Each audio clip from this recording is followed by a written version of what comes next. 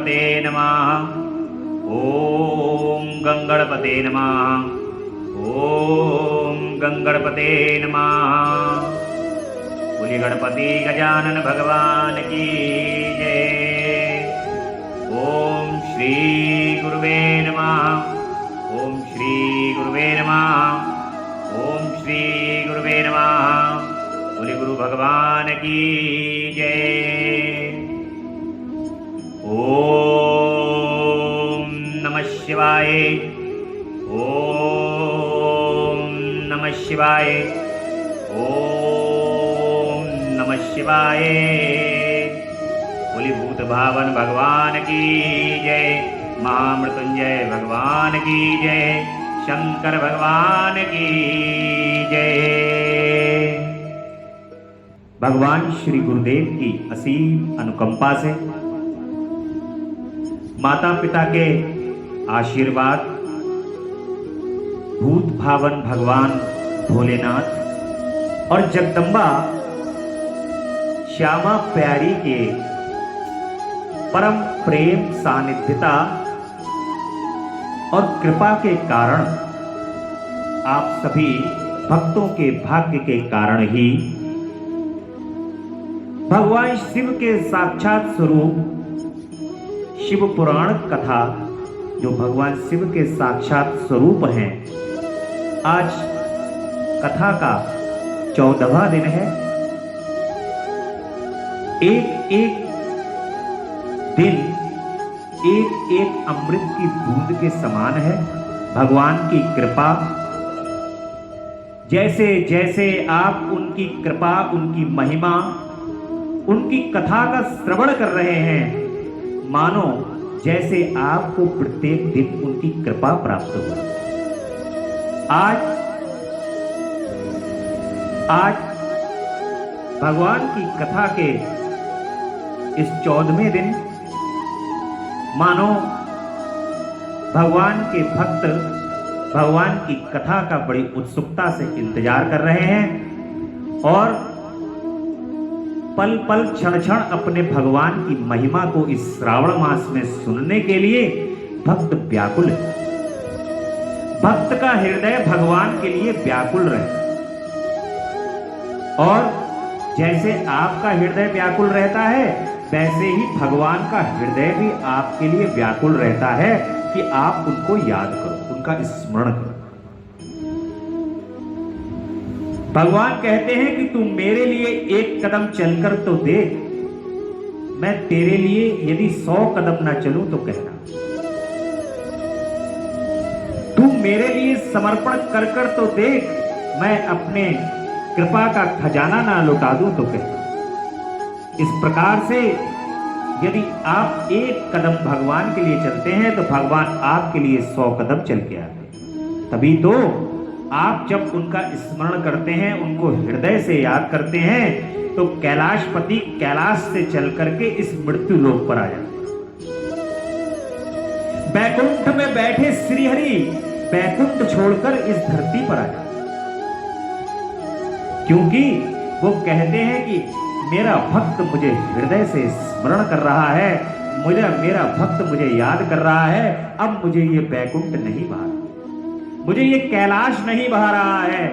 इसलिए इस मृत्यु लोक पर जैसे ही कोई हृदय से अपने भगवान के श्री चरण कमल का स्मरण करता है, उनको याद करता है, भगवान अपने कैलाश को छोड़ करके, श्री हरि अपने बैकुंठ को छोड़ करके तुरंत इस मृत्यु लोक पर आ जाते।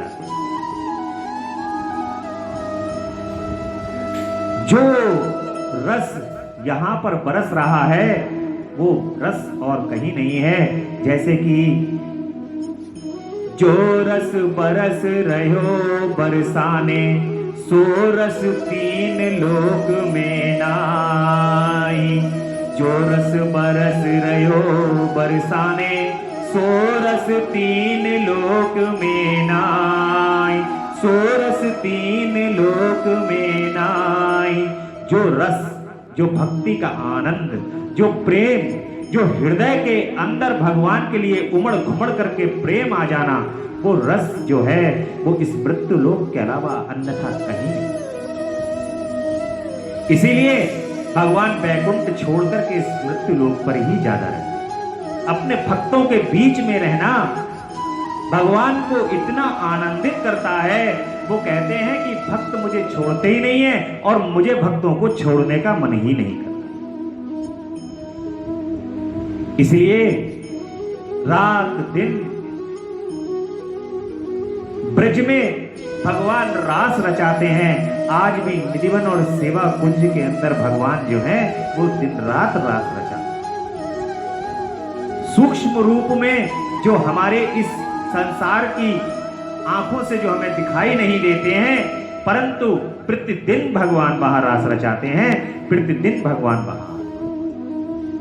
और जो रसिक होते हैं, जो भगवान का वाकई में अपने इस संसार के पर्दे पटल हटे हुए हैं, वो प्रतिदिन भगवान के वहां दर्शन करते हैं। इसलिए अपने जब आपके पास लोग पूछते हैं कि क्या साधन है, किस साधन से हम भगवान को प्राप्त करें, तो एक ही साधन है, कलयुग केवल नाम आधारा, सुमिर सुमिर जग उतरहि पार। केवल एक ही आधार है कि अपने इष्ट का स्मरण दिन रात करना और अपने गुरु की आज्ञा का पालन करना, अपने गुरु की सेवा करना, उनके लिए अपने हृदय के अंदर समर्पण करना। केवल भगवान को प्राप्ति का एक और केवल एक ही रास्ता इस मृत्युलोक पर है। इसके अलावा अन्यथा सारे रास्ते बहुत जटिल हैं और लंबे हैं। संसार के अंदर जितने लोग हैं यहाँ पर, वो संसार के अंदर संसार के कर्मों को भी करना चाहते हैं और भक्ति भी करना चाहते हैं, तो उनके लिए केवल ये मूल सूत्र है कि संसार के काम को करते करते करते करते अपने भगवान का स्मरण भी आवश्यक है। संसार के सभी कार्य करो, लेकिन उस दिन ये जरूर देखो कि आज मैंने अपने प्रभु का काम किया, आज मैंने क्या जगदम्बा का कार्य किया या नहीं, क्या उनका स्मरण किया या नहीं किया। यदि आपके हृदय के अंदर ये भावना रहती है तो भगवान समझ लीजिए, जगदम्बा पराम्बा पराशक्ति भूत भावन भोलेनाथ दोनों हाथों से आपके पीछे खड़े हुए, आपके ऊपर सर के ऊपर रखे हुए कृपा कर रहे हैं। भगवान की कृपा क्षण भर में प्राप्त हो जाती है। कब कहां किस पर कैसे कृपा हो जाए ये कोई नहीं कह सकता, क्योंकि आपने ये देखा होगा कि दिन रात पूजन करने वाले और दिन रात भगवान का नाम का रटने वाले, भजन कीर्तन करने वाले दिन रात रटते रहते हैं कि कैसे भी भगवान मेरे ध्यान में आ जाएं, भगवान मेरे सामने आ जाएं, हे प्रभु मेरे सामने आ जाओ। परंतु जो मूढ़ होते हैं, बाल हृदय होते हैं, बाल स्वभाव होता है, भगवान उनको एक बार के नाम के स्मरण में भी दर्शन दे देते हैं, क्योंकि भगवान कहते हैं निर्मल मन जन मोहि पावा, मोहि कपट छल छिद्र न। यदि इस मन और हृदय के अंदर कोई छल कपट छिद्र नहीं है, तुम बुद्धि नहीं, अपना बुद्धि का प्रयोग नहीं करते हो, जब बुद्धि का प्रयोग करते हो तभी भगवान दूर हो, जब उस हृदय का प्रयोग करते हो तो भगवान पास हो। इसलिए भगवान के क्षेत्र में बुद्धि का कोई कार्य ही नहीं है, कार्य तो हृदय का है। हृदय में अगर उनको आप विराजित करे हुए हो, दिन रात हृदय में रखकर उनकी सेवा करते हो, तो वो आपसे दूर नहीं। जैसे ही आप बुद्धि का प्रयोग करते हो, भगवान आपसे दूर हो जाते। आज के लिए आज की कथा में भगवान शिव की सर्वोत्तम विधि का वर्णन किया जाएगा। कल की कथा में हम स्मरण कर रहे थे कि भगवान विष्णु ने विश्वकर्मा जी को बुला करके सभी देवताओं को अलग अलग कौन से देवता को किस प्रकार के शिवलिंग की पूजा करनी चाहिए, सबको अलग अलग शिवलिंग प्रदान कर दिए हैं विश्वकर्मा जी को बुला करके। और अब भगवान जो है वो भगवान शिव की पूजन का सर्वोत्तम विधि का जो है वो वर्णन करते हैं। ब्रह्मा जी कहते हैं कि अब मैं पूजा की सर्वोत्तम विधि बता रहा हूं, जो समस्त अभीष्ट व सुखों को सुलभ कराने वाली देवताओं तथा ऋषियों, तुम ध्यान देकर सुनो। उपासक को चाहिए कि वह ब्रह्म मुहूर्त में शयन से उठकर जगदम्बा पार्वती सहित भगवान शिव का स्मरण करे। सबसे पहले आजकल का तो हिसाब किताब जो है वो यही है, बिस्तर पे से उठे, मम्मी गुड मॉर्निंग, राधे राधे, राम राम, ओम नमः शिवाय, जय माता दी। ये शब्द जो है वो आजकल के बच्चों को प्रयोग करना उचित नहीं दिखता। इसमें वो समझते हैं कि जैसे हमारी संस्कृति, जैसे हमारा जो स्टेटस है वो गिर रहा है। इस स्टेटस को वो सोचते हैं कि जैसे भगवान का नाम लेने से उनका स्टेटस गिर रहा है। यकीन मानना, तुम्हारा स्टेटस नहीं गिर रहा है, तुम ही नीचे गिर रहे हो। जैसे ही तुम भगवान के नाम का स्मरण छोड़ते हो, भगवान के नाम के स्मरण को करने में तुम शर्म करते हो, तो समझ लेना कि तुम्हारा जो भविष्य है वो गर्त में जा रहा है। आने वाले भविष्य में किसी भी प्रकार का कोई साधन, संसार के अंदर सब कुछ होते हुए भी तुम्हें कुछ नहीं मिलेगा, कुछ नहीं प्राप्त। इसलिए भगवान के नाम का स्मरण प्रत्येक दिन सुबह उठ करके सबसे पहले जो आपके इष्ट हैं, आप उनके आराध्य का स्मरण अवश्य करें। उनके नाम का स्मरण करके आप अपने बिस्तर को छोड़ो। इस प्रकार से भगवान कह रहे हैं कि देवेश्वर उठिए उठिए, मेरे हृदय मंदिर में शयन करने वाले देवता आप उठिए। क्योंकि भगवान भी आपके साथ शयन कर रहे हैं, आपके साथ खा रहे हैं, पी रहे हैं, नृत्य कर रहे हैं, आनंद कर रहे हैं। ये शब्द उन लोगों के लिए है जो दिन रात किसी न किसी चिंता से ग्रसित रहते हैं, जो दिन रात दूसरों के लिए द्वेष के बारे में सोचते हैं, जो दिन रात क्रोध करते हैं, जो दिन रात केवल और केवल अपने मन को अशांत रखते हैं। तो एक बात आप गांठ बांध करके सुन लीजिए कि आपके हृदय में जो विराजित भगवान है ना, उनका गुण भी वैसा ही हो जाता है, और जैसा गुण वैसा फल। जो व्यक्ति जिस प्रकार के गुणों को अपने हृदय के अंदर रखता है, उसके भगवान भी उसी प्रकार के गुणों वाले हो जाते हैं, और उस प्रकार के गुणों वाले भगवान उसी प्रकार का फल प्रदान करने लगता है। इसलिए सर्वदा प्रसन्न रहना चाहिए, सर्वदा चित्त और चित्त को आनंदित रखना चाहिए। कभी भी किसी भी दूसरे व्यक्ति की कामयाबी देख करके सदैव प्रसन्न चित्त हो जाएं, और दूसरे की यहाँ पर पहुंचकर या कहीं भी संसार में दूसरों को मिलने से सदैव अपने मन को प्रसन्न चित्त और आनंद चित्त रखना चाहिए। तो आप एक बात यहाँ पे सूत्र बांध के रख लीजिए कि आपका जीवन सदैव आनंदमय हो जाएगा, प्रसन्न चित्त हो जाएगा। क्योंकि आपके हृदय में जब प्रसन्न चित्ता पहुंचेगी, जब प्रसन्न मन, हृदय प्रसन्न हो जाएगा, आनंदित हो जाएगा, प्रफुल्लित हो जाएगा, तो आपके हृदय में जो विराजित भगवान है उनको समझ लीजिए, वो भी प्रसन्न चित्त और आनंद चित्त हो जाएंगे। जब वो प्रसन्न और आनंद हो जाएंगे तो वो आनंद ही लुटाने लगेंगे। इसलिए सदैव भगवान पर विश्वास करके, भगवान के श्री चरण कमल पर जो विश्वास करके सदैव अपने जीवन के अंदर प्रसन्न रहते हैं, भगवान उनको हमेशा प्रसन्न ही रखते हैं। लेकिन भगवान पर विश्वास रखना अति आवश्यक है। आप उनके श्री चरण कमल पर एक बार विश्वास करके देखिए, आपके हृदय से, आपके हृदय में जो विराजित भगवान है वो कभी भी आपका आनंद नहीं छीन सकते, क्योंकि उनका तो नाम ही आनंद कंद है। भगवान भोलेनाथ और जगदम्बा का दूसरा नाम उत्सवा भी, जो भगवान के उत्सवों को प्रतिदिन करते हैं, जो भगवान के नाम के उत्सव प्रतिदिन मनाते हैं, भगवान उनको उत्सव में ही कर देते हैं। जीवन भर वो भगवान के उत्सव ही मनाते रहते हैं। इसलिए भगवान के कार्यों को करते समय अपने हृदय के अंदर किसी भी प्रकार की कोई भी कृपणता नहीं रखते। भगवान के कार्य को करते समय अपने हृदय में कोई दुर्बलता नहीं रखते, क्योंकि कराने वाले तो वही है, और करने वाले जब वही हैं, तब फिर तुम्हारे हृदय में कृपणता और दुर्बलता किस बात? प्रसन्न चित्त, आनंद चित्त हृदय भगवान को अति प्रिय है। इसलिए सबसे पहले प्रसन्न चित्त और आनंद चित्त हृदय के अंदर भगवान प्रवेश करते हैं। तो सुबह को उठ करके सबसे पहले अपने प्रभु का स्मरण बहुत ही आनंद पूर्वक उठते हुए करना है और अपने भगवान से कहना है कि प्रभु उठो, भोले हे जगदम्बा उठ जाओ, अब ये सुबह हो गई है, हमारे साथ उठ जाओ। अब प्रभु अब सब कार्य करने, सब कार्य तो आपको करने, क्योंकि तुम तो उठ के कह रहे हो कि भगवान सब तो काम आप करने वाले हो। तो जब सब काम भगवान करने वाले हैं तो उठाओ उनको और कहो कि प्रभु करो।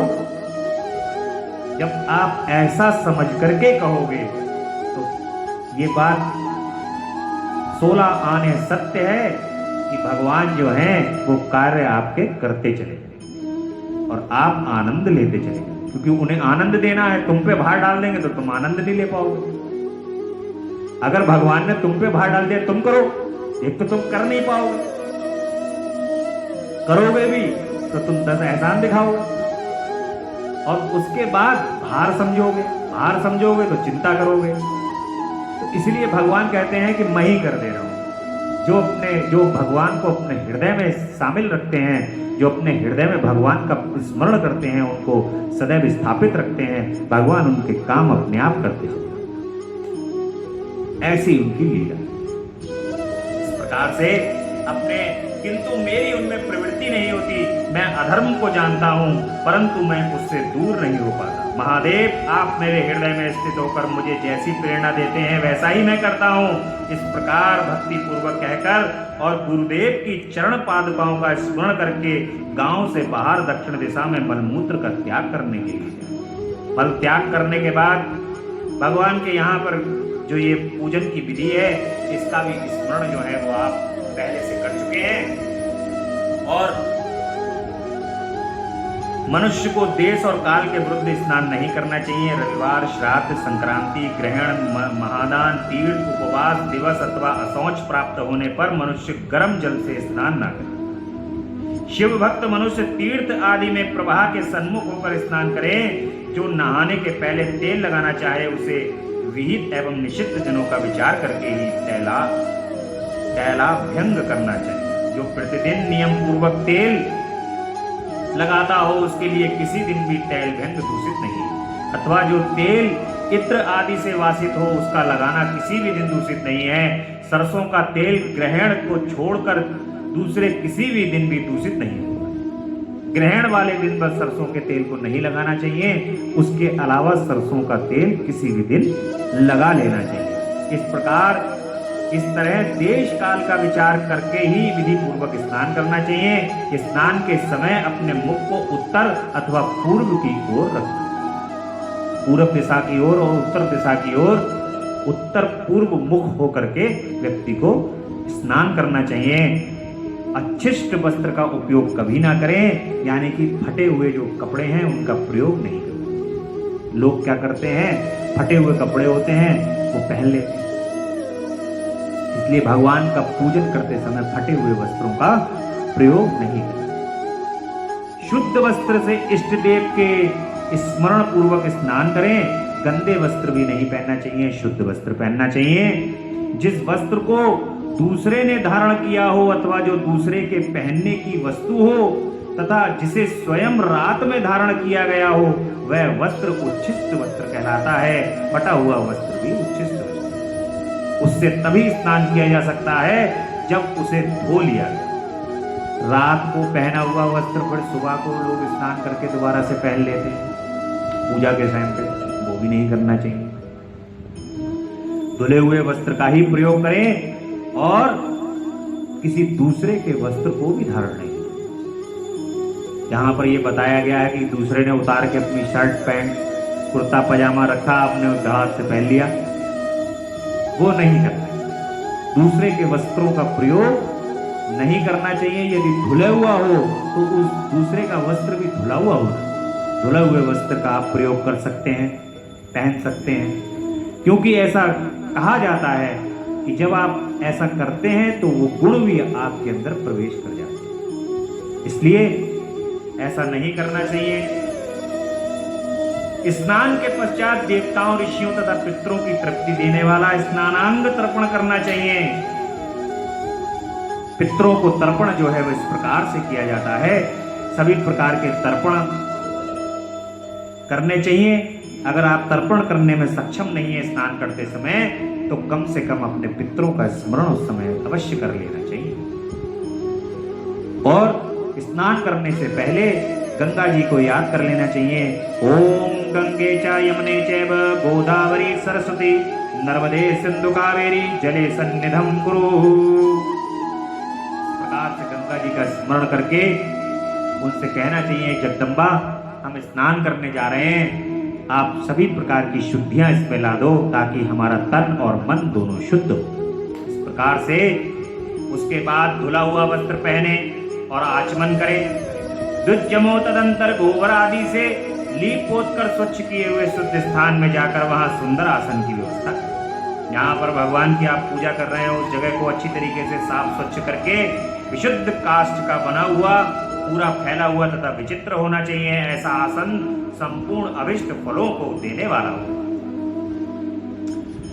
उसके ऊपर बिछाने के लिए यथा योग्य मृग चर्म आदि ग्रहण करें।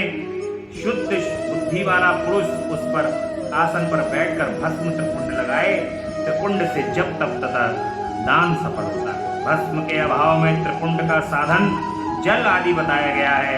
इस तरह त्रिपुंड करके मनुष्य रुद्राक्ष धारण करे और अपने नित्य कर्म का संपादन करके फिर शिव की आराधना करे। तत्पश्चात 3 बार मंत्रोच्चारण पूर्वक आचमन करे। फिर वही शिव की पूजा के लिए अन्न और जल लाकर रखें। दूसरी, कोई भी जो वस्तु आवश्यक हो उसे यथाशक्ति जुटाकर अपने पास रखें। इस प्रकार पूजन सामग्री का ग्रहण करके वहां धैर्य पूर्वक स्थिर भाव से बैठें। फिर जल गंध और अक्षत युक्त एक अर्घ पात्र लेकर उसे दाहिने भाग में रखें। उसमें उपचार की सिद्धि होती है। फिर गुरु का स्मरण करके अपनी कामनाओं को अलग रखते हुए पराभक्ति से सपरिवार शिव का पूजन करें। एक मुद्रा दिखाकर सिंदूर आदि उपचारों द्वारा सिद्धि बुद्धि सहित विघ्नहारी गणेश का पूजन करना चाहिए। लक्ष्य और लाभ से युक्त गणेश जी का पूजन करके उनके नाम के आदि में प्रणव अथवा अंत में नमः जोड़कर उनके साथ चतुर्थी विभक्ति का प्रयोग करके ओम गंगणपते नमः अथवा ओम लक्ष्याभूताय सिद्ध बुद्धि सहिताय ओम गणपते नमः। तदंतर उनसे क्षमा प्रार्थना करके पुनः भाई कार्तिकेय सहित गणेश जी का पराभक्ति से पूजन करके उन्हें बारंबार नमस्कार करें। तत्पश्चात सदा द्वार पर खड़े रहने वाले द्वारपाल महोदय पूजन करके सती साध्वी गिरिजानंदिनी उमा की पूजा करनी चाहिए। चंदन कुमकुम एवं धूप दीप आदि अनेक उपचारों तथा नाना प्रकार के नैवेद्यों से शिव का पूजन करके नमस्कार करके तत्पश्चात साधक को शिव जी के समीप जाए। यथा संभव अपने घर में मिट्टी सोना चांदी धातु या अन्य पारे आदि की शिव प्रतिमा बनाएं और उसे नमस्कार करके भक्ति परायण हो उसकी पूजा करें। उसकी पूजा हो जाने पर सभी देवता पूजित हो जाते हैं। मिट्टी का शिवलिंग बनाकर विधि पूर्वक उसकी स्थापना करनी चाहिए। उसमें घर में रहने वाले लोगों की स्थापना संबंधी सभी नियमों का सर्वदा पालन करना चाहिए। भूत शुद्धि एवं मात्र का न्यास करके प्राण प्रतिष्ठा करनी चाहिए। शिवालय में दिक्पालों की स्थापना करके उनकी पूजा करें। घर में सदा मूल मंत्र का प्रयोग करके शिव जी की पूजा करनी चाहिए। वहां द्वारपालकों के पूजन का सर्वदा नियम नहीं है। भगवान शिव के समीप ही अपने लिए आसन की व्यवस्था करें। उस समय उत्तराभिमुख होकर फिर आचमन करें। उसके बाद दोनों हाथ जोड़कर तब प्राणायाम करें। प्राणायाम काल में मनुष्य को मूल मंत्र की 10 आवृत्तियां करनी चाहिए। हाथ से 5 मुद्राएं दिखाएं। यहाँ पूजन का आवश्यक अंग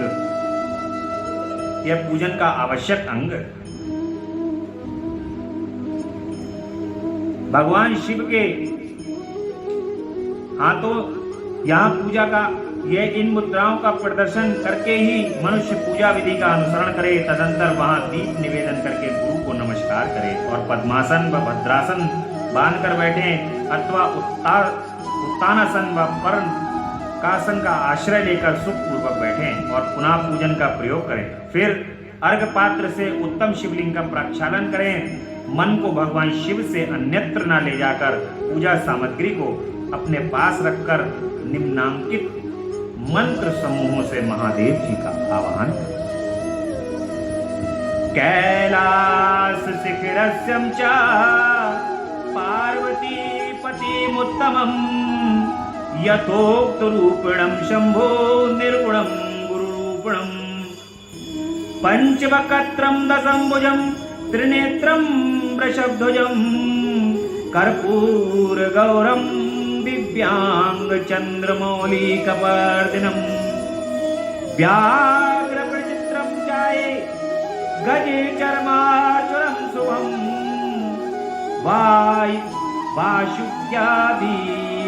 वाशुद्यादीपीतांगरं पिनाकादुधान्वितं सिद्धयोष्टोच्चा यश्चाग्रे नित्यं निरन्तरं जयति शब्देश्च सेवितं भक्ति पुंचके तेजसां दुस्सन्नेव दुर्लस्य देवी सेवितं शरणस्यं सर्वात्मनां प्रसन्नामुख पंकजं वेद्यं शास्त्रोक्तगीतं विष्णु ब्रह्मानुतं सदा भक्तवत्सलानंदं शिव महाव्यामिं जो कैलाश के शिखर पर निवास करते हैं, पार्वती देवी के पति हैं, समस्त देवताओं से जो उत्तम हैं, जिनके स्वरूप का शास्त्रों में यथावत वर्णन किया गया है, जो निर्गुण होते हुए गुण रूप हैं, जिनके 5 मुख हैं, 10 भुजाएं हैं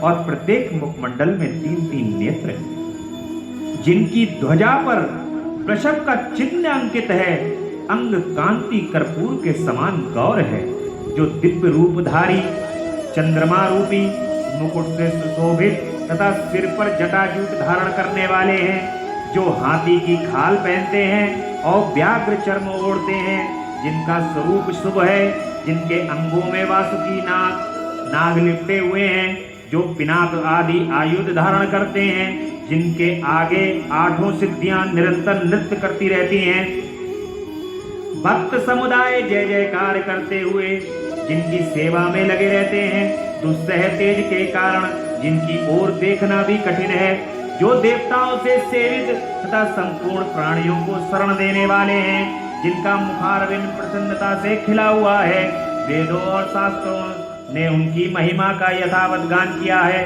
विष्णु और ब्रह्मा भी सदा जिनकी स्तुति करते हैं तथा जो परमानंद स्वरूप हैं, उन भक्तवत्सल शंभु शिव का मैं आवाहन करता हूँ। बोले शंकर भगवान की जय। इस प्रकार सांब शिव का ध्यान करके उनके लिए आसन दें, चतुर्दश पद से ही क्रमशः सब कुछ अर्पित करें। आसन के पश्चात भगवान शंकर को पाद्य और अर्घ दें, फिर परमात्मा शंभु को आचमन कराकर पंचामृत संबंधी द्रव्यों द्वारा प्रसन्नता पूर्वक शंकर जी को स्नान कराए। वेद मंत्रों अथवा समंत्रक चतुर्थ नाम पदों का उच्चारण करके भक्ति पूर्वक यथा योग समस्त द्रव्य भगवान को अर्पित करें। अभिष्ट द्रव्य को शंकर जी के ऊपर चढ़ाएं, फिर भगवान शिव को वारुण स्नान कराएं। स्नान के पश्चात उनके श्री अंगों में सुगंधित चंदन तथा अन्य द्रव्यों का यत्न पूर्वक लेप करें, फिर सुगंधित जल से ही उनके ऊपर जलधारा गिराकर अभिषेक करें।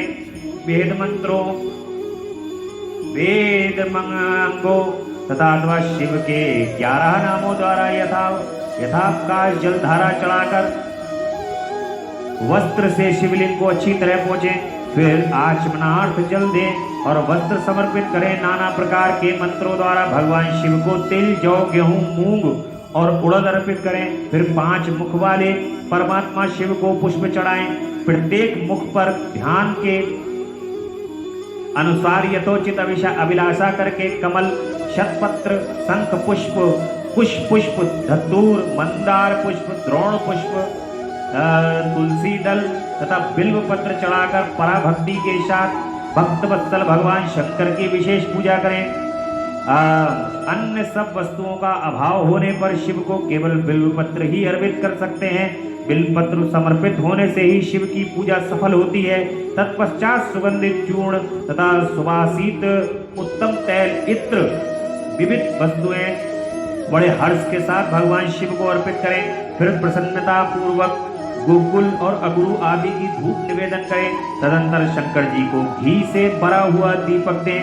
उसके बाद निम्नांकित मंत्र से भक्ति पूर्वक पुनः अर्घ दें और आप भक्ति से वस्त्रों द्वारा उनके मुख का मार्जन करें। इस प्रकार भगवान शिव का जो ये पूजन है, सरल पूजन बताया गया है, जो सब भक्त अपने आप भगवान शिव का पूजन कर सकते हैं, शिव पुराण के माध्यम से इस प्रकार से बताया गया। अब अर्घ मंत्र रूपम देहि यशो देहि भोगम देहि चा शंकरा व भुक्तिम फलम देहि गृहत्रत नमस्ते।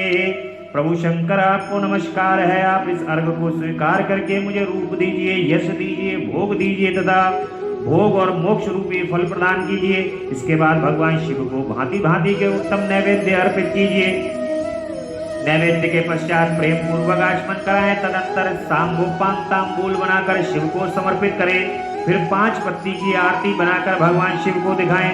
उसकी संख्या इस प्रकार है, पैरों में 4 बार, नाभि मंडल के सामने 2 बार, मुख के समक्ष 1 बार तथा संपूर्ण अंगों में 7 बार आरती दिखाएं। तत्पश्चात नाना प्रकार के स्तोत्रों द्वारा प्रेम पूर्वक भगवान वृषध्वज की स्तुति करें। तदंतर धीरे धीरे शिव की परिक्रमा करें। परिक्रमा के बाद भक्त पुरुष साष्टांग प्रणाम करें और निम्नांकित मंत्र से भक्ति पूर्वक पुष्पांजलि दें। अज्ञानाधीवा ज्ञानाध यत् पूजितकं मया कृतं तदस्तु सफलं कृपया तव शंकरा। तावत् त्वं विस्तरं जगद प्राणश्च तं दोहं सदा मृड इति विज्ञाये गौरीश भूतनाथ प्रसीद मे। भूमो स्खलितं पादानं भूमेरि बाम्बलं त्वयं जाता पराधानम त्वमेव शरणं प्रभो। शंकर, मैंने अज्ञान से या जानबूझकर जो पूजन आदि किया है वह आपकी कृपा से सफल हो। मृड मैं आपका हूँ, मेरे प्राण सदा आप में लगे हुए हैं, मेरा चित्त सदा आपका ही चिंतन करता है। ऐसा जानकर हे गौरीनाथ, हे भूतनाथ, आप मुझ पर प्रसन्न होइए। प्रभु, धरती पर जिसके पैर लड़खड़ा जाते हैं उनके लिए भूमि ही सहारा है। उसी प्रकार जिन्होंने आपके प्रति अपराध किए हैं उनके लिए आप ही शरणदाता हैं। इत्यादि रूप से बहुत बहुत प्रार्थना करके उत्तम विधि से पुष्पांजलि अर्पित करने के पश्चात पुनः भगवान को नमस्कार करें। फिर निम्नांकित मंत्र से विसर्जन करना चाहिए। स्वस्थानम गच्छ देवेश परिवार युता प्रभो पूजा काले पूजित पुण्णार्थ त्वायंतकं भव्याम मादरात। देवेश्वर प्रभु, आप सभी परिवार सहित अपने स्थान को पधारें। नाथ, अब पूजा का समय हो। जब भी पूजा का समय हो तब पुनः आप यहाँ सादर पदार्पण करें। इस प्रकार भक्तवत्सल भगवान शंकर को बारंबार प्रार्थना करके उनका विसर्जन करना चाहिए और उस जल को अपने हृदय से लगाएं तथा मस्तक पर चढ़ाएं। ऋषियों, इस तरह मैंने शिव पूजन की सारी विधि आपको बता दी, जो भोग और मोक्ष को देने वाली है। अब और क्या सुनना चाहते? इस प्रकार से ब्रह्मा जी कहते हैं कि ये सारी विधि भगवान को प्रसन्न करने की है। भगवान का नित्य पूजन करने की इतनी सरल विधि है, बस केवल और केवल आपको मन शुद्ध करके उनके श्री चरण कमल में पहुंचना है और उनसे प्रार्थना करना। विभिन्न पुष्पों, अन्नों तथा जलादि धाराओं से शिव जी की पूजा का महत्व। ब्रह्मा जी कहते हैं कि नारद, जो लक्ष्मी प्राप्ति की इच्छा रखता हो, अब भगवान शिव को क्या क्या चढ़ाना चाहिए। इस संसार के अंदर भोग भोगने वाले जो लोग हैं, एक तो वो लोग हैं जो प्रसन्नता के लिए, आनंद के लिए, भगवान की प्रसन्नता, भगवान के आनंद के लिए पूजन करते हैं। और दूसरा, जो इस संसार के अंदर रहते हुए समस्त प्रकार की वस्तुओं को भी प्राप्त करना चाहते, तो भगवान शिव के पूजन को जो मन लगाकर इच्छा पूर्वक करता है, भगवान उस पर कृपा करते हैं, भगवान उस पर दया करते हैं और सब कुछ दे देते हैं। भूत भावन भोलेनाथ देते हुए कुछ छोड़ते नहीं। भगवान से कह दो तीनों लोग चाहिए, जब प्रसन्न होते हैं तो वो कहते हैं तदास्तु। वो देते समय सोचते नहीं।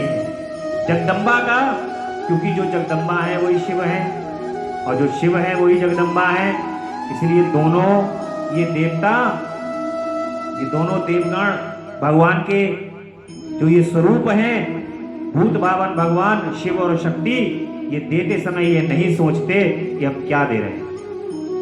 इसलिए कभी कभी भगवान जो है भोलेनाथ जब दे दिया है तो देने के बाद जो लेने वाला है उसके पास तो बुद्धि है, क्योंकि वो तो ले ही काम के लिए रहा है कि कोई ना कोई कार्य सिद्ध करूंगा इससे मैं। तो भगवान भी कभी कभी जो है वो ये देने के बाद सोचते हैं कि ये मैंने किसको दे दी, लेकिन जब प्रभु देते हैं तो छप्पर फाड़ के देते। ऐसी भोलेनाथ की लीला है। ऐसी जो विधियां हैं भगवान की, कौन कौन से पुष्प भगवान को चढ़ाना चाहिए, किस प्रकार से चढ़ाना चाहिए, जो हमारे मनोरथ हो, उन मनोरथों की सिद्धि किस प्रकार से होती है, ये शिव पुराण के माध्यम से आप जान लीजिए। जिनके हृदय में जो मनोरथ हो, उन मनोरथों को रख करके जो भगवान शिव के पास जाता है, भगवान उस पर कृपा करते हैं। ब्रह्मा जी कहते हैं कि नारद, जो लक्ष्मी प्राप्ति की इच्छा रखता हो वह कमल, बिल्व पत्र, सतपत्र, शंख पुष्प के से भगवान शिव की पूजा करते हैं। शंख पुष्प किसको कहते हैं? शंख पुष्प धतूरे का पुष्प है और कनेर के पुष्प को भी शंख पुष्प कहा जा सकता है। इस प्रकार से जो लक्ष्मी की प्राप्ति को रखते हो वो कमल के फूल को लेके आए, बेलपत्री को लेकर के आए, शतपत्र को लेकर के आए, शंख पुष्प को लेकर के आए, भगवान शिव की पूजा करें। ब्राह्मण यदि 1 लाख की संख्या में इन पुष्पों द्वारा भगवान शिव की पूजा संपन्न हो जाए तो सारे पापों का नाश होता है। 1 लाख पुष्प की व्यवस्था जो कर ले उसके सारे पापों का नाश हो जाए और लक्ष्मी जी की भी प्राप्ति हो जाती है। लक्ष्मी जी स्वयं कृपा कर देती हैं जो 1 लाख पुष्पों से भगवान की इस प्रकार से पूजन करते हैं।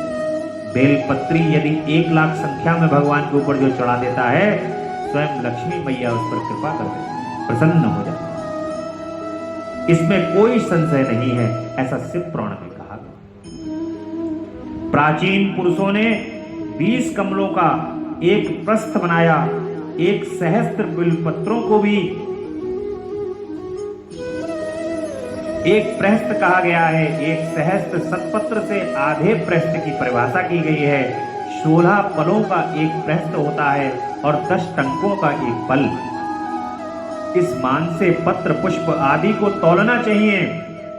जब पूर्वोक्त संख्या वाले पुष्पों से शिव जी की पूजा हो जाती है तब सकाम पुरुष अपने संपूर्ण अभीष्ट को प्राप्त कर लेगा। यदि उपासक के मन में कोई कामना ना हो तो वह पूर्वोक्त पूजन से शिव स्वरूप हो।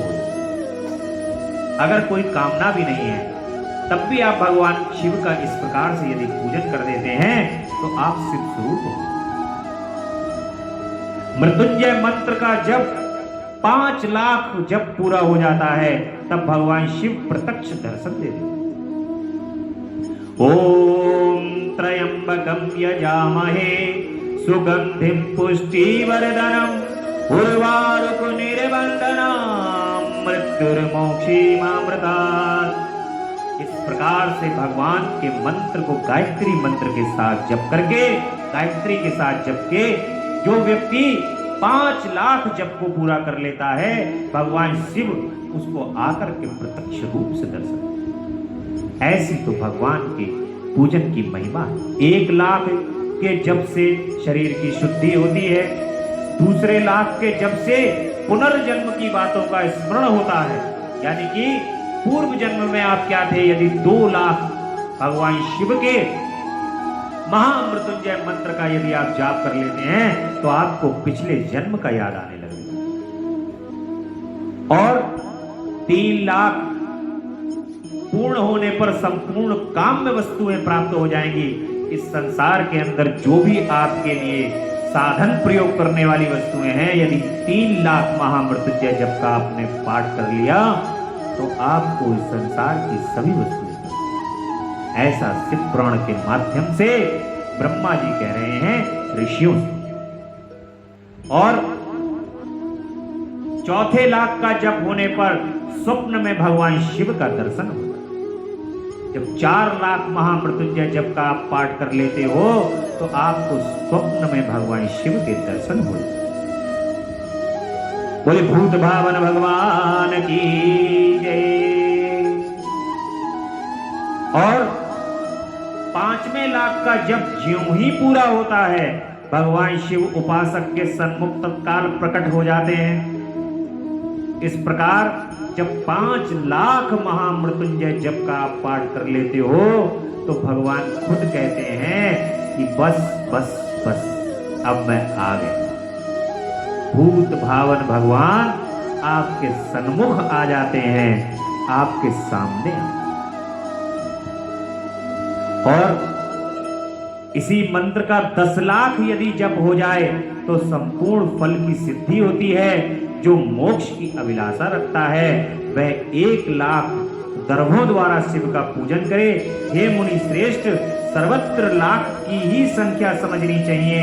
आयु की इच्छा वाला पुरुष 1 लाख दूर्वाओं द्वारा पूजन करे। जिसे देखिए, जिसको अपनी दीर्घायु चाहिए वो 1 लाख मंत्र का जाप 1 लाख दूर्वाओं से, यानी कि जो आयु की इच्छा रखता है वो दीर्घायु चाहता है वो दूर्वा से भगवान का। जिसे पुत्र की अभिलाषा हो वह दतूरे के 1 लाख फूलों से भगवान की पूजा। जिसके हृदय में पुत्र की अभिलाषा हो वो 1 लाख धतूरे के पुष्प से भगवान शिव का यदि पूजन करे तो उसको पुत्र प्राप्ति की अभिलाषा प्राप्त होगी। लाल डंठल वाला धतूरा पूजन में शुभदायक माना गया है। अगस्त के 1 लाख फूलों से पूजा करने वाले पुरुष को महान यश की प्राप्ति। जिस व्यक्ति को अपने जीवन के अंदर यश की अभिलाषा होती है कि मुझे यश मिले, वो अगस्त के 1 लाख पुष्पों से भगवान का यदि पूजन करेगा तो उसको जीवन में यश की प्राप्ति होगी। यदि तुलसी दल से भगवान शिव की पूजा करें तो उपासक को भोग और मोक्ष दोनों सुलभ। भगवान शिव के शिवलिंग पर तुलसी दल को चढ़ाने से भोग और मोक्ष की प्राप्ति होती है। लाल और सफेद आग, अपमार्ग और श्वेत कमल के 1 लाख फूलों द्वारा पूजन करने से भी उसी फल, भोग और मोक्ष की प्राप्ति होती है।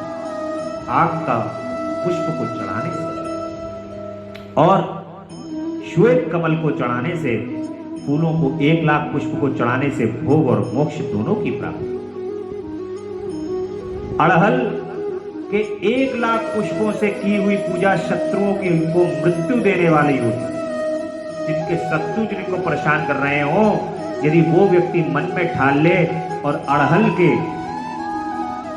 1 लाख पुष्पों से यदि वो भगवान शिव का अभिषेक कर देता है तो उसके शत्रु मृत्यु को प्राप्त हो जाता। करवीर के 1 लाख फूल यदि भगवान शिव के पूजन में उपयोग में लाए जाते हो तो ये रोगों का उच्चाटन करने वाले हैं।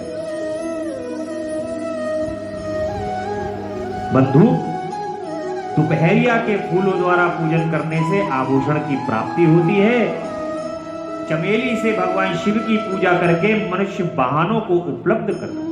जो चमेली के फूल से भगवान का पूजन करते हैं उनको वाहन सुख प्राप्त होता है, इसमें कोई संशय नहीं। अलसी के फूलों से महादेव जी का पूजन करने वाला पुरुष भगवान विष्णु को प्रिय होता है और समी पत्रों से पूजा करके मनुष्य मोक्ष को प्राप्त कर लेता है।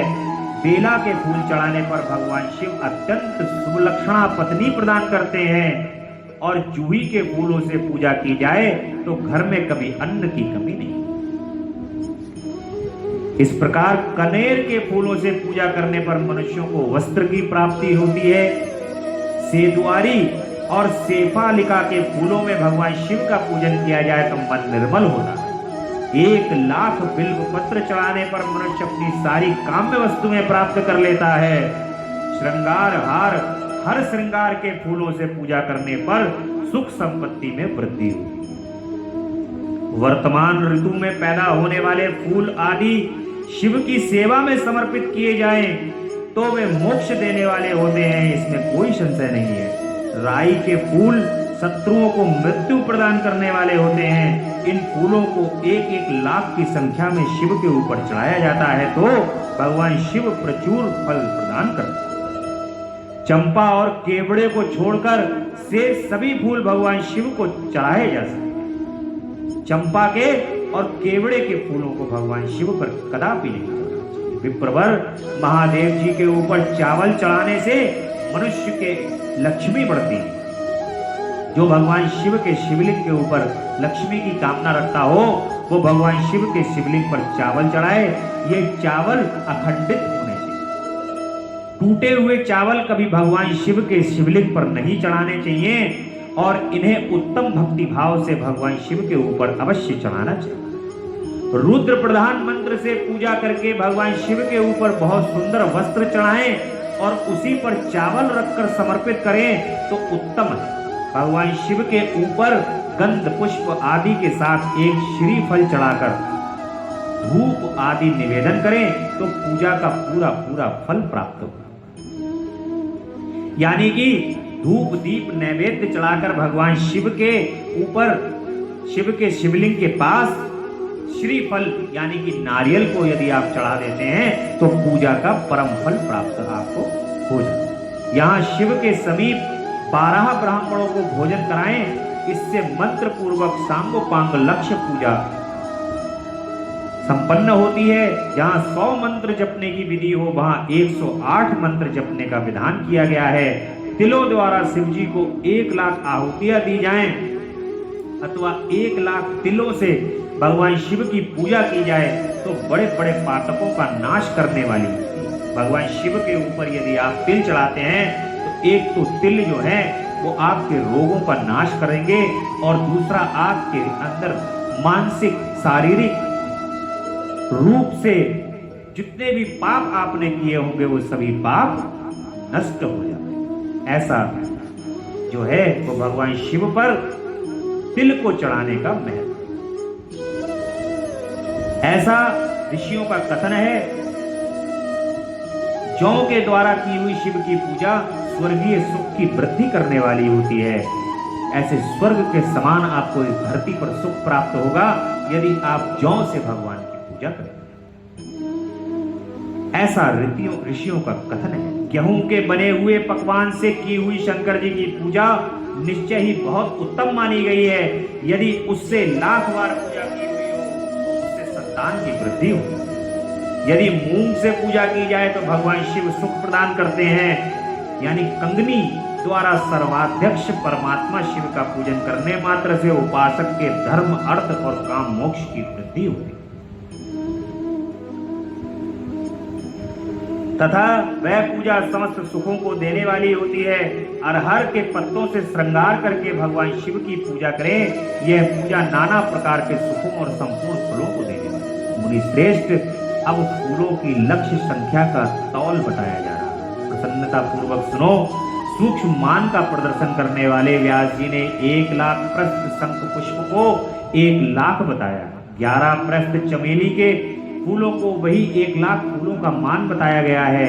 जूही के 1 लाख फूलों का वही मान, राई के 1 लाख फूलों का मान 5.5 प्रस्थ है। वासक को चाहिए कि वह निष्काम होकर मोक्ष के लिए भगवान शिव की पूजा भक्ति भाव से विधि पूर्वक शिव की पूजा करके भक्तों को पीछे जलधारा समर्पित करनी चाहिए।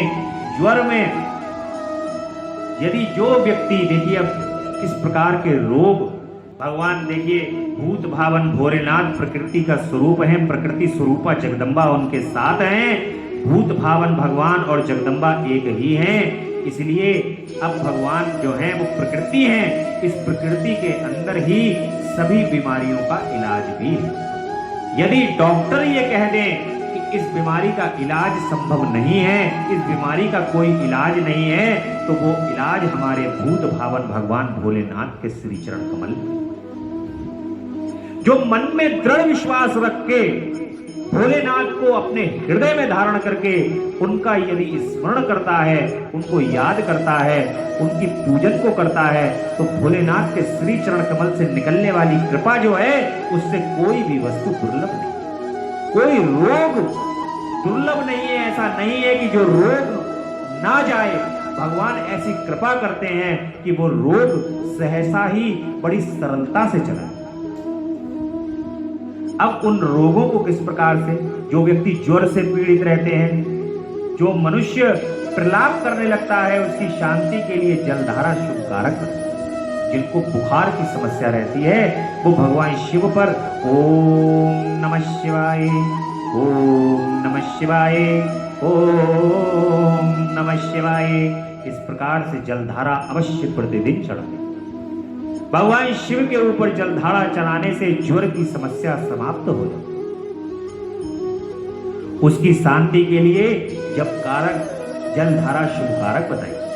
शत रुद्रीय मंत्र से, रुद्री के 11 पाठों से, रुद्र मंत्रों के जप से, पुरुष सूक्त से, 6 ऋचा वाले रुद्र सूक्त से, महामृत्युंजय जप से, गायत्री मंत्र से अथवा शिव के शास्त्रोक्त नामों आदि में प्रणव और उत्तम में नमः पद जोड़कर बने हुए मंत्रों द्वारा जलधारा अर्पित कर दीजिए।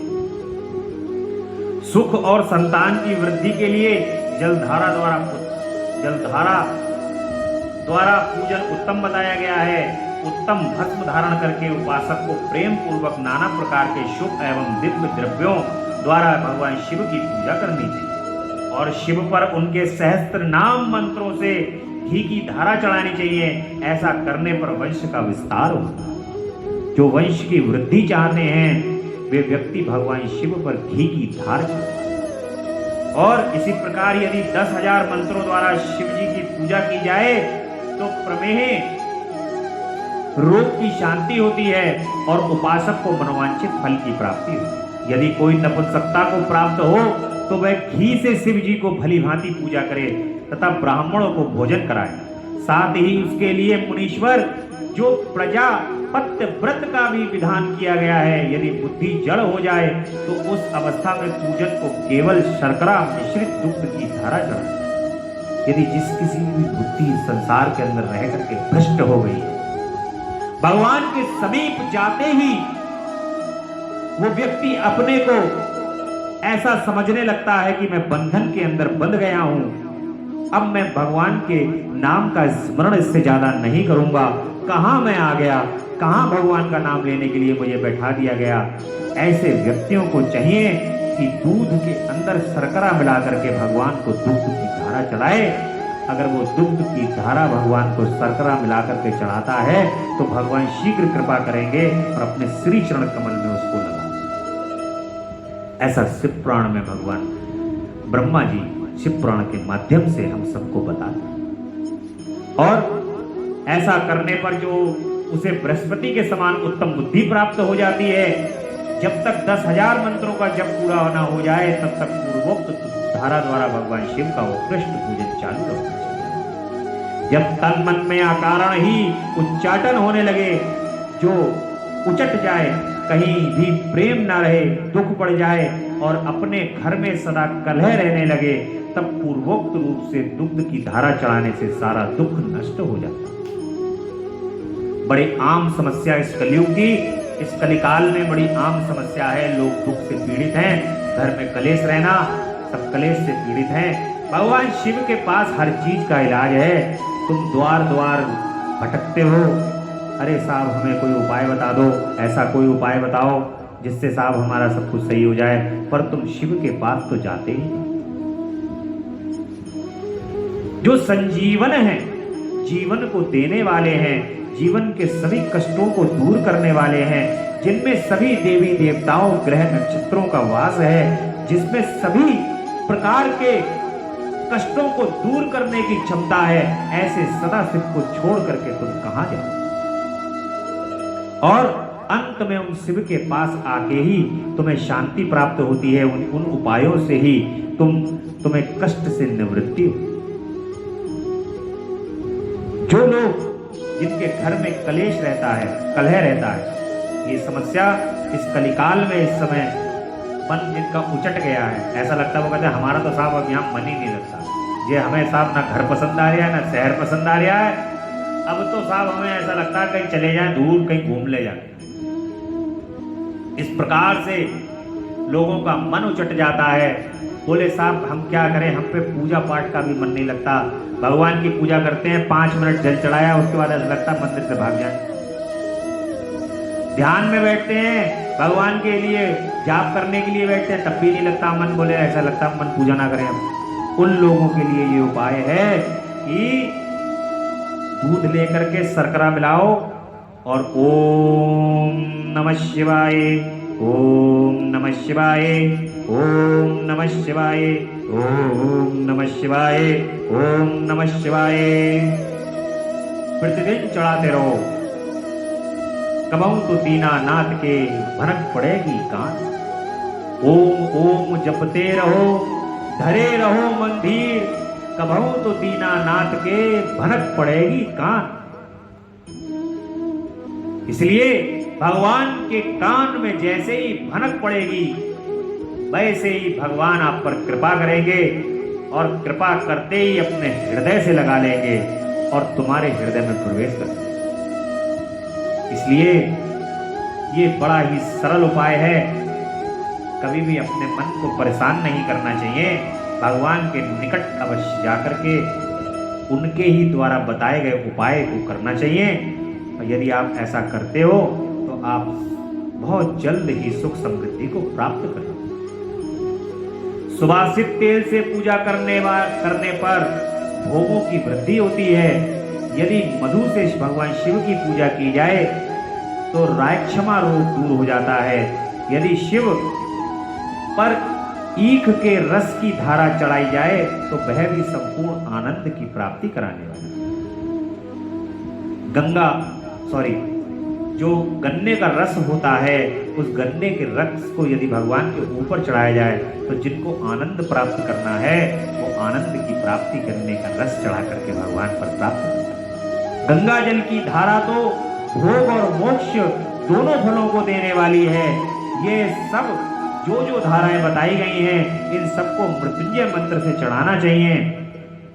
उससे भी उक्त मंत्र का विधानता 10,000 जप करना चाहिए और 11 ब्राह्मणों को भोजन कराना चाहिए। इस प्रकार से भगवान शिव के इस प्राण के माध्यम से नाना प्रकार के जो भक्तगण हैं परेशान रहते हैं, अपने किसी भी प्रकार की चीजों से दुखी रहते हैं, उनके लिए ये उपाय बताए गए हैं। ये वीडियो आप तक पहुंच गया है। जब आपका मन दुखी हो, कोई उपाय देखना हो, इस वीडियो को खोल करके देख लो या शिव पुराण का पाठ कर लो, शिव पुराण के अंदर पढ़ लो। भगवान की सभी प्रकार की विधि जो है वो आपको पता चल जाएगी, भगवान की कृपा आपको मिल जाएगी। वैसे तो जो व्यक्ति जिस चीज से पीड़ित होता है वो व्यक्ति तुरंत उस बात को ही कोट करता है और उस बात को कोट करके अपने मन के अंदर धारण कर लेता है और भगवान का पूजन वहीं से प्रारंभ कर देता है। सृष्टि का किस प्रकार से वर्णन किया गया है, तदंतर नारद जी के पूछने पर ब्रह्मा जी कहते हैं कि मुने हमें पूर्वोक्त आदेश देकर जब महादेव जी अंतर ध्यान हो गए तब मैं उनकी आज्ञा का पालन करने के लिए ध्यान मग्न हो कर्तव्य का विचार करने लगा। उस समय भगवान शंकर को नमस्कार करके श्री हरि से ज्ञान पाकर परमानंद को प्राप्त हो मैंने सृष्टि करने का ही निश्चय किया। तात भगवान विष्णु भी वहां सदाशिव को प्रणाम करके मुझे आवश्यक उपदेश दे तत्काल अदृश्य हो गए। वे ब्रह्मांड से बाहर जाकर भगवान शिव की कृपा प्राप्त करके वैकुंठ धाम में जा पहुंचे और सदा वहीं रहने लगे। मैंने सृष्टि की इच्छा से भगवान शिव और विष्णु का स्मरण करके पहले के रचे हुए जल में अपनी अंजलि डालकर जल को ऊपर की ओर उछाला। इससे वहां एक अंड प्रकट हुआ।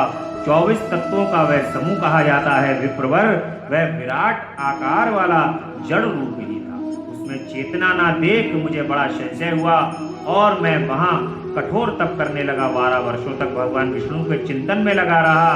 तात वह समय पूर्ण होने पर भगवान श्री हरि स्वयं प्रकट हुए और बड़े प्रेम से मेरे अंगों का स्पर्श करते हुए मुझसे प्रसन्नता पूर्वक बोले कि श्री विष्णु ने कहा कि ब्रह्मा जी तुम वर मांगो, मैं प्रसन्न हूँ। मुझे तुम्हारे लिए कुछ भी अदेय नहीं है। भगवान शिव की कृपा से मैं सब कुछ देने में समर्थ हूँ। ब्रह्मा जी बोले, अर्थात मैंने कहा महाभाग, आपने जो मुझ पर कृपा की है वह सर्वदा उचित ही है, क्योंकि भगवान शंकर ने मुझे आपके हाथों में सौंप दिया है।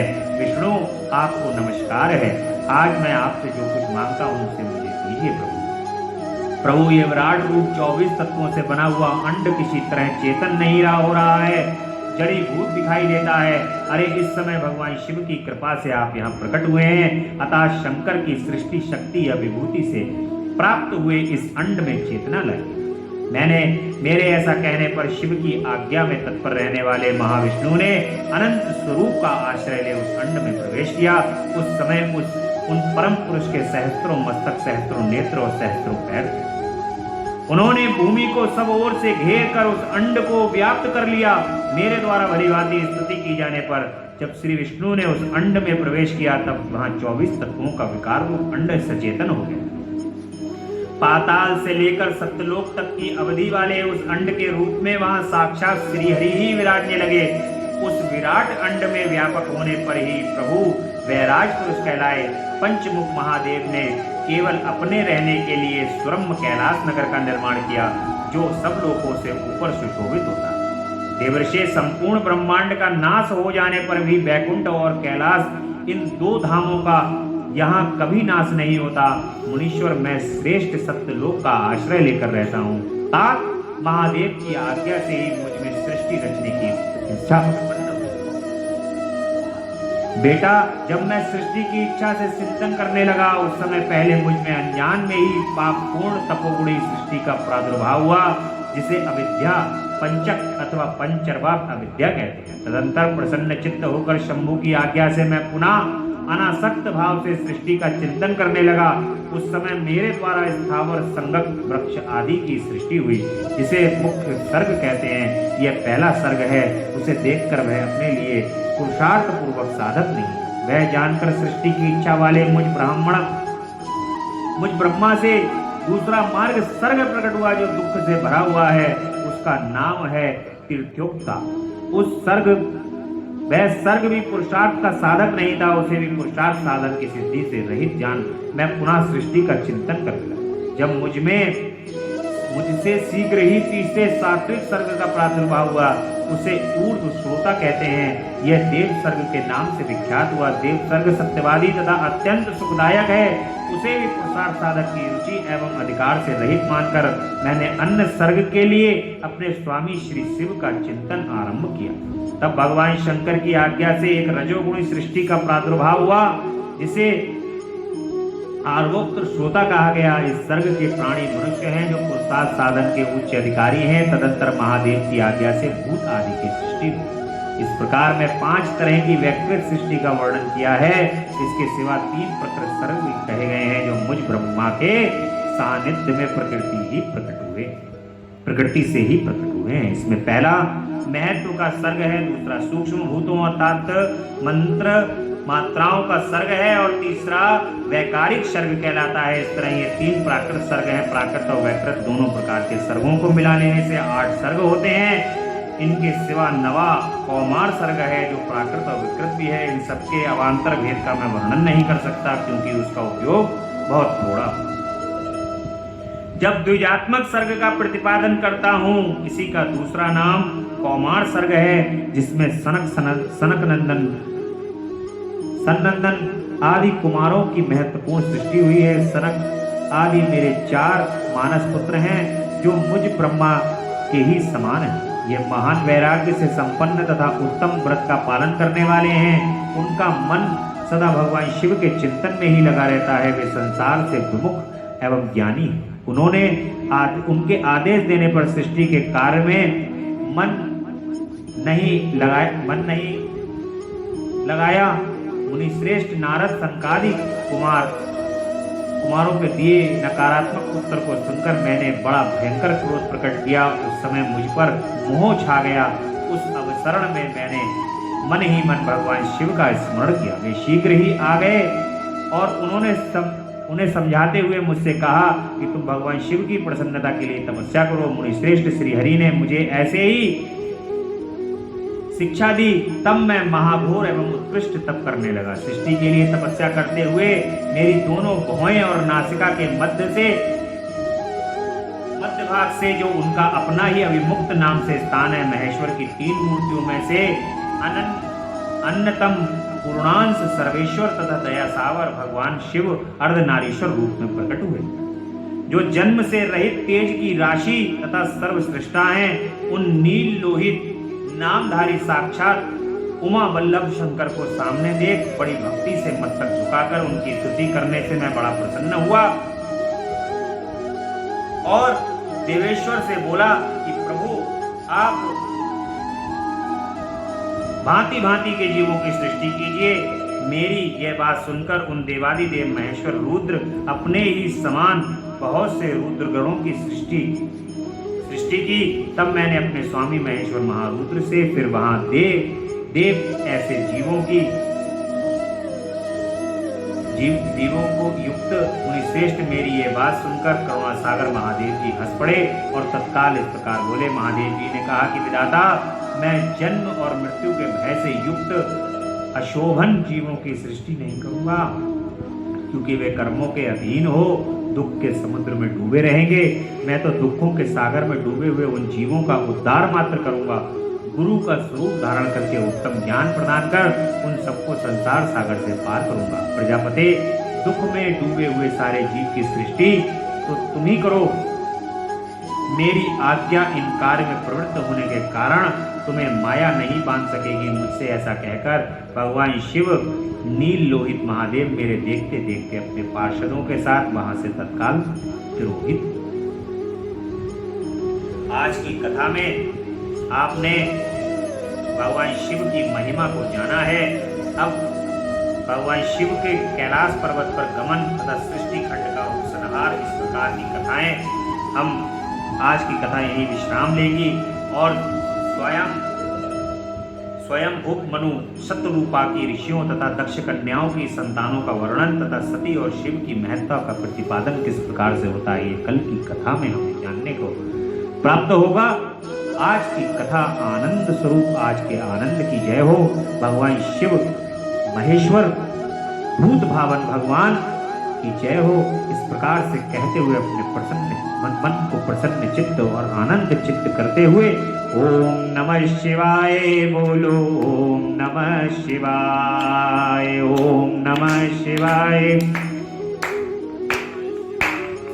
तेरा पल पल बीता जाए मुख से जप ले नमः शिवाय। तेरा पल पल बीता जाए मुख से जप ले नमः शिवाय। ओम नमः शिवाय, ओम नमः शिवाय, ओम नमः शिवाय। शिव शिव जप लो, शिव शिव जप लो, शिव शिव जप लो रे। शिव शिव जप लो, शिव शिव जप लो, शिव शिव जप लो रे। तेरा पल पल बीता जाए मुख से जप ले नमः शिवाय। तेरा पल पल बीता जाए मुख से जप ले नमः शिवाय। प्रेम पूर्वक रटते चले जाओ, रटते चले जाओ, रटते चले जाओ। ये मांस की जो जिब्या है, इसे संसार को कम हिलाओ, शिव को ज्यादा हिलाओ। नमः शिवाय रटते जाओ। भाई शंकर भगवान की जय, शंकर भगवान की जय। जय अविनाशी जय कैलाशी शंकर शंभु हरे हरे। करे स्तुति अम्बुजेश्वर जगवंदन से डरे डरे। ना जाने हम रूप तुम्हारा, ना स्वरूप ही पहचाने। जान सके ना ब्रह्मा विष्णु हम माया कैसे जाने। लेकिन इतना तुमसे आए तुम हो सर्व जटाधारी। 3 लोक 14 भुवनों के पिता आप हैं भंडारी। विचरण करते आप सदा ही बैल पीठ पर चढ़े चढ़े। जय अविनाशी शंकर शंभु हरे हरे। तुमको गणदानी दाता तारा ही संसार करे। बांसुरी मैरी बांधे ऊपर गंगे धारे बहे। अर्ध चंद्रमा से माथे पर झर झरे अमृत झरता है। आदि अनादि अनंत शिव नहीं जन्मता मरता है। 11 रुद्र 18 सूरज परिकर माथे खड़े खड़े। जय अविनाशी जय कैलाशी शंकर शंभो हरे हरे। जय अविनाशी जय कैलाशी शंकर शंभो हरे हरे। ओ 14 विश्वे देव पवन उच्चास तुम्हारे दास रहे। 7 समुद्र गरुड़ गायत्री का तुम में आवाज कहे। फिर भी भस्म रमाए तन में रुंड मुंड माला धारी। 3 लोक चरणों में रखते बोले शंकर युगधारी। प्रखर जाप कर नमः शिवाय प्रखर जाप कर नमः शिवाय। पार उतर गए बड़े बड़े। जय अविनाशी जय कैलाशी शंकर शंभो हरे हरे। पार्वती माँ उमा भवानी गिरिजा गौरी संग रहे। कानन कुंडल शूल कमंडल रमी विभूति अंग रहे। कानन कुंडल शूल कमंडल रमी विभूति अंग रहे। माँ की संतान सृष्टि सिद्धि धन देने वाले। सारे संकट दूर करो नी संतानों को संताने। निर्धन के भंडारे भरो मांग रहे वरदान। आपकी चरण शरण में पड़े पड़े। जय अविनाशी जय कैलाशी शंकर शंभो हरे हरे। करे स्तुति हम भूतेश्वर जगवंदन से डरे डरे। जय अविनाशी जय कैलाशी शंकर शंभो हरे हरे। कोई शंकर भगवान की जय। महामृत्युंजय भगवान की जय। भूत भावन भगवान की जय। इस कथा का आनंद आप प्रत्येक दिन शिवम मिश्रा भक्ति रथ पर ले सकते हैं और दूसरों को भी शेयर करके कथा को लाइक करें, सब्सक्राइब करें चैनल को और भगवान की कृपा का आनंद लें, उनकी कथा का आनंद। बोले हर हर हर हर हर महादेव शंभो कैलाशपति।